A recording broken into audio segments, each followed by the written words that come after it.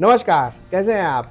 स्वागत है आपको हमारे चैनल पे गेट स्मार्ट विद मनु। मेरा नाम मनु है और चलिए आज शुरू करते हैं एक नया टॉपिक, बहुत ही मज़ेदार टॉपिक।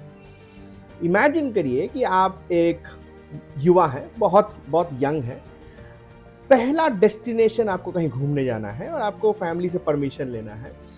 आप में वो क्या उत्साह होता है? जी हाँ, मैं उस डेस्टिनेशन की बात कर रहा हूँ जिसको हम गोवा बोलते हैं।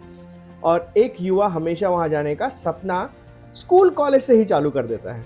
हमने तो मूवी में देखा है, दिल चाहता है या तो जिंदगी ना मिलेगी दोबारा, किस तरह से हम लोग इस डेस्टिनेशन को इतना पॉपुलर किए। मूवी में काफ़ी अट्रैक्टिव था और आप वहाँ पर गए हो तो वो भी अट्रैक्टिव है। बट आज के दिन सोशल मीडिया में इसके बारे में काफ़ी बातें चल रही हैं और एक टॉपिक यूज़ हो रहा है जिसको बोलते हैं गो गोवा, जो कि पहले की टॉपिक थी गो गोवा, जरूर जाएं। गॉन, मैं बोलूँगा गोवा कभी गॉन नहीं हो सकता है, आप वहाँ जाएंगे तो एक्सपीरियंस करेंगे। तो शुरू करते हैं आज का टॉपिक कि गो गोवा गॉन क्यों नहीं है और वहाँ पर कोई ऐसा चीज़ है क्या, करिश्मा, जहाँ पर आप जाने के लिए बार बार रेडी होते हैं। चलिए कुछ आंकड़े से स्टार्ट करते हैं। गोवा, जहाँ पर पार्टी एनिमल्स जाते हैं, जहाँ पर फैमिली जाते हैं, जहाँ पर हर तरीके के लोग जाते हैं, क्योंकि वो टॉप टूरिस्ट डेस्टिनेशन है इंडिया का। वहाँ की डेटा बोलती है कि दिसंबर 20 से 31 के बीच में 2024 का 1,20,000 डोमेस्टिक पर्यटक वहाँ गए। 1,20,000 डोमेस्टिक पर्यटक 20 से 31 दिसंबर के बीच में वहाँ पर गए थे घूमने के लिए। 680 फ्लाइट बुक हुई थी गोवा के लिए इन 11 दिनों के बीच में। 5,000 international passengers chartered plane, 27 chartered plane से वहां पहुंचे थे। नंबर आपको कम लग रहा होगा बट मैं और आगे बोलता हूं।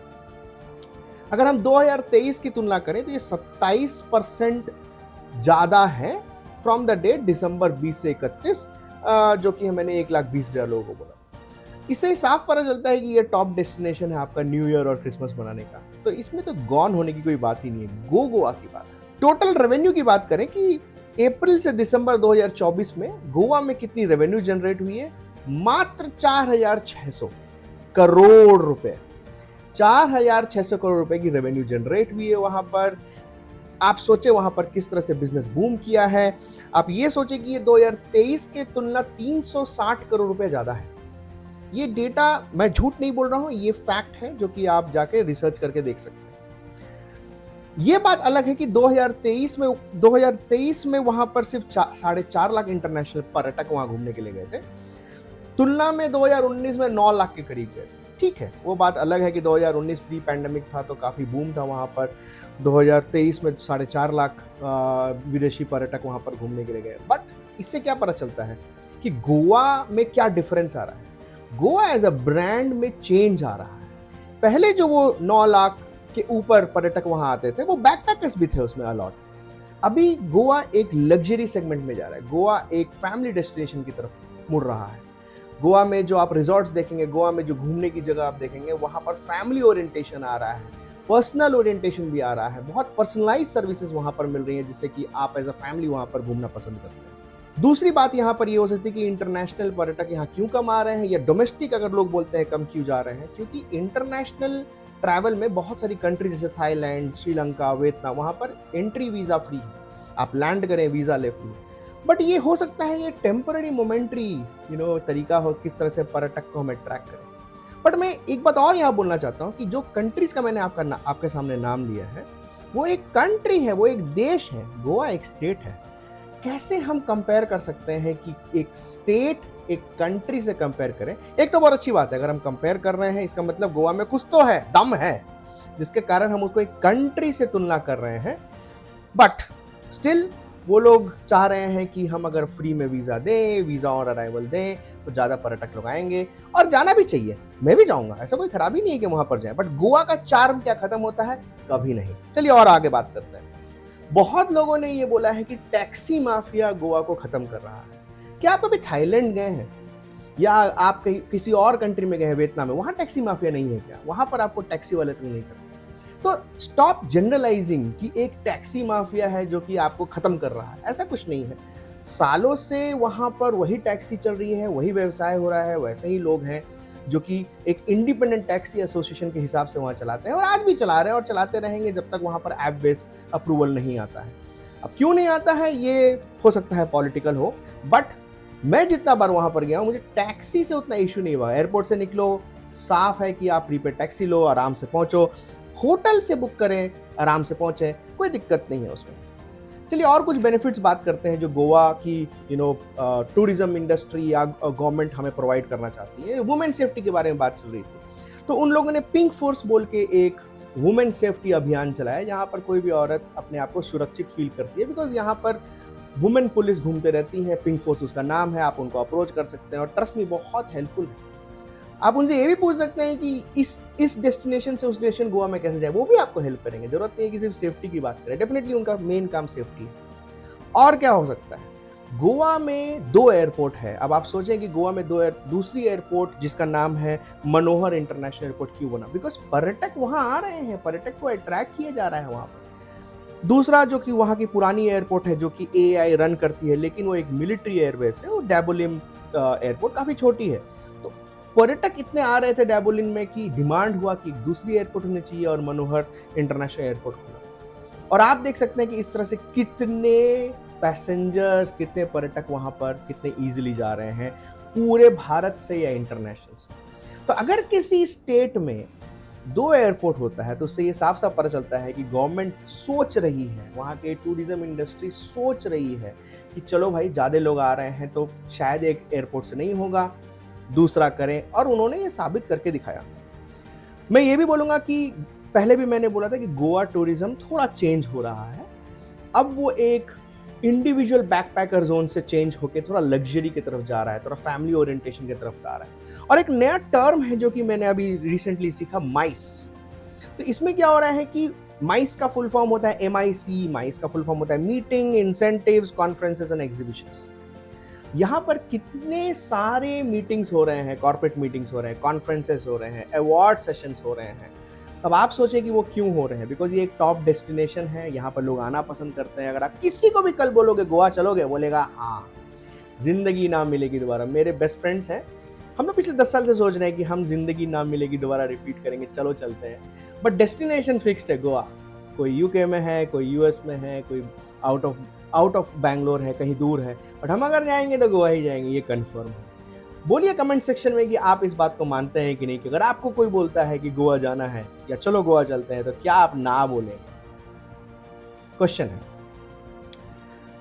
इंपॉर्टेंट चीज, चलिए बात करते हैं कि गोवा इतना बड़ा शहर है, इतना बड़ा स्टेट है, सॉरी, कि इसको नॉर्थ और साउथ में डिवाइड किया गया है। तो अब हम टिप्स पे आते हैं कि किस तरह से हम पहला स्मार्ट टिप नंबर 1 की बात करेंगे। अगर आप गोवा प्लान कर रहे हैं तो टिप ये है कि आप डिसाइड करें कि आप नॉर्थ गोवा जाना चाहते हैं या साउथ गोवा जाना चाहते हैं। एक्सपीरियंस टोटली अलग है।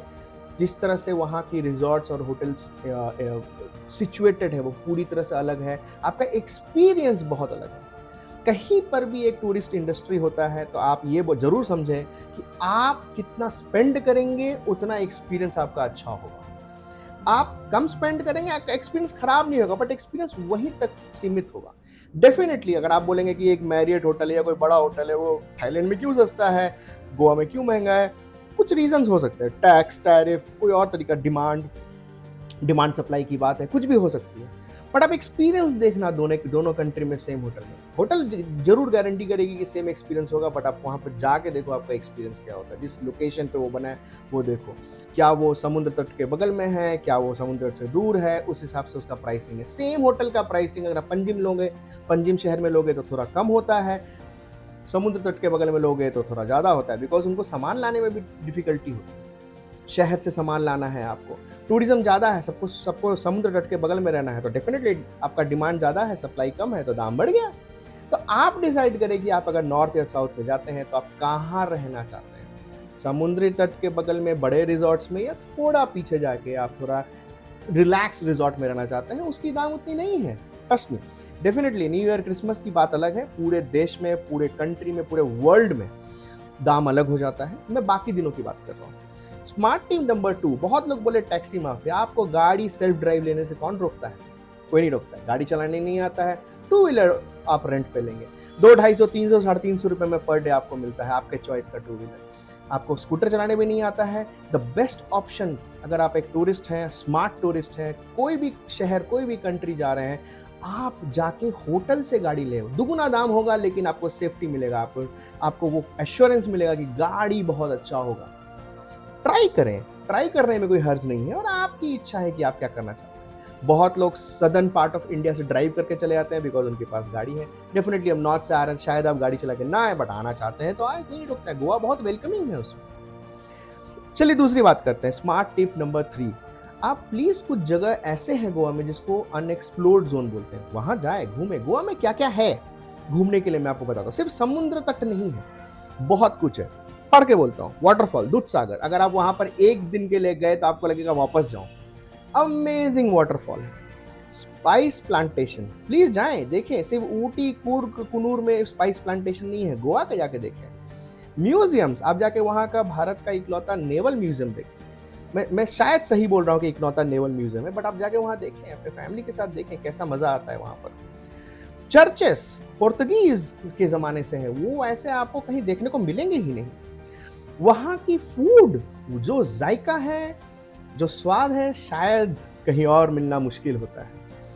Flea market, one of the kind, अगर आप वहां पर जाएंगे, आप फ्ली मार्केट जाके देखें कैसा होता है, किस तरह से वहां पर एक पार्टी माहौल रहता है, किस तरह से वहां पर सिर्फ पर्यटक अकेले नहीं जाते हैं, फैमिली के साथ जाते हैं, किस तरह से आप वहां पे कुछ कुछ खरीद सकते हैं, बिकॉज हर स्टेट से बहुत लोग वहां पर आते हैं कुछ बेचने के लिए। एक बार एक्सपीरियंस जरूर करें।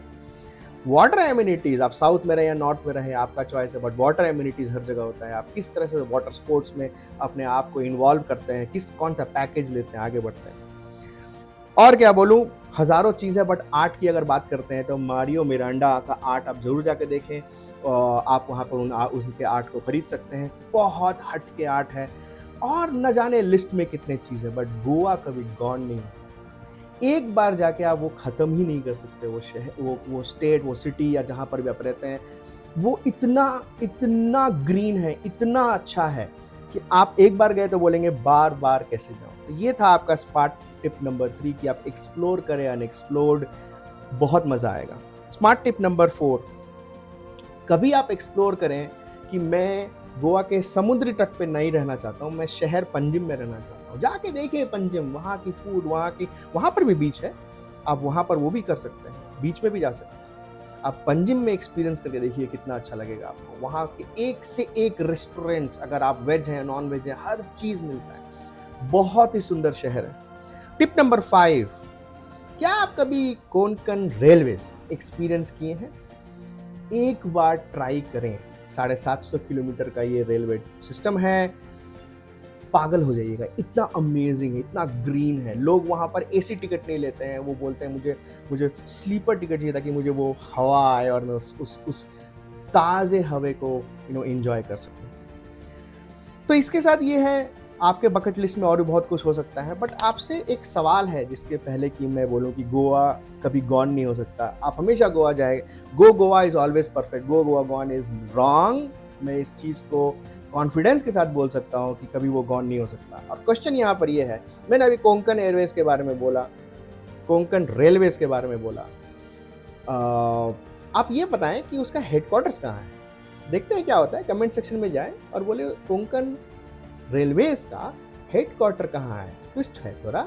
इसके साथ बहुत बहुत धन्यवाद आज के मेरे टॉपिक को सुनने के लिए।